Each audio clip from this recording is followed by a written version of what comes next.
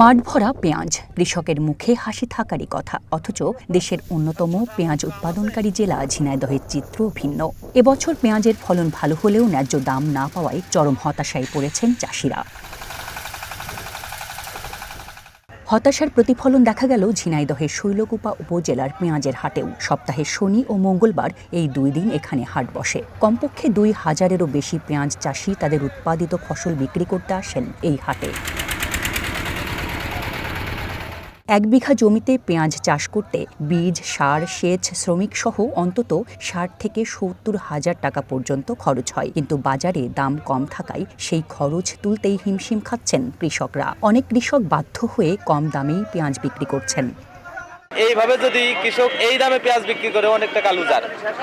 আমার নিজেরই সেই প্রায় 70,000 টাকা প্রায় খরচ হয়েছে পার বিঘায়, কিন্তু আমরা সেই 70,000 টাকা বিক্রি করতে পারছি না। লাভের আশা তো অনেক দূরই থাকে, নিজেরই যে অর্থ পুঁজি ব্যয় করে আমরা চাষ করেছি এইটাই উঠবে না আমাদের ফলনে। যদি এই দাম থাকে তাহলে কৃষকের হলো প্রত্যেক বছর 5 কাঠা করে জমি বিক্রি করে এই ভর্তুকি পূজাতে হবে, বুঝছেন। এই বাজারটা কোনো স্থিতিশীল বাজার না, এক একদিন এক এক রকম বাজার। বাজারটা যদি একরকম থাকে তাহলে কৃষকেরও সুবিধা, আমাদের সুবিধা হয়। কালকে এক বাজার, আজকে এক বাজার, এগুলোতে সবারই ক্ষতি হয়। এই 900 টাকা 950 টাকা এতে হলে আমরা লুজার হয়ে যাব।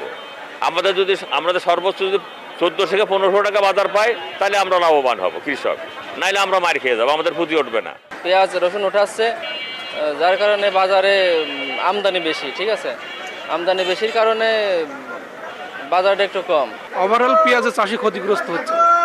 বাজারটা আরেকটু স্থিতিশীল হওয়া উচিত, বাজার দাঁড়াচ্ছে না, বাজার আরেকটু ওঠা উচিত। পেঁয়াজের যে খরচ, পর্যাপ্ত পরিমাণে খরচ ওর মধ্যে চাষি টাকা পাচ্ছে না। কৃষকের মাল, কৃষক যেমন ক্ষতিগ্রস্ত, আমরাও ক্ষতিগ্রস্ত। আমরা ক্ষতিগ্রস্ত বলে কৃষক ক্ষতিগ্রস্ত হচ্ছে, বাস্তব যেটা সত্যি কথা। আবহাওয়া অনুকূলে থাকায় এবছর পেঁয়াজের বাম্পার ফলন হয়েছে। ন্যায্য মূল্য না পেয়ে কৃষকরা ক্ষতিগ্রস্ত হচ্ছেন।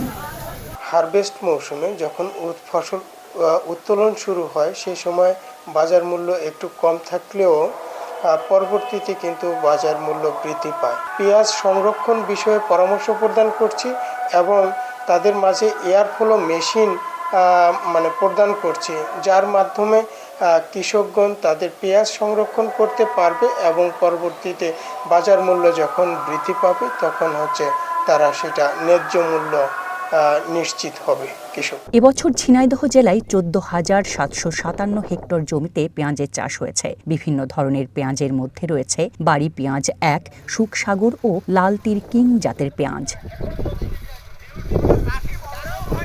One national desk.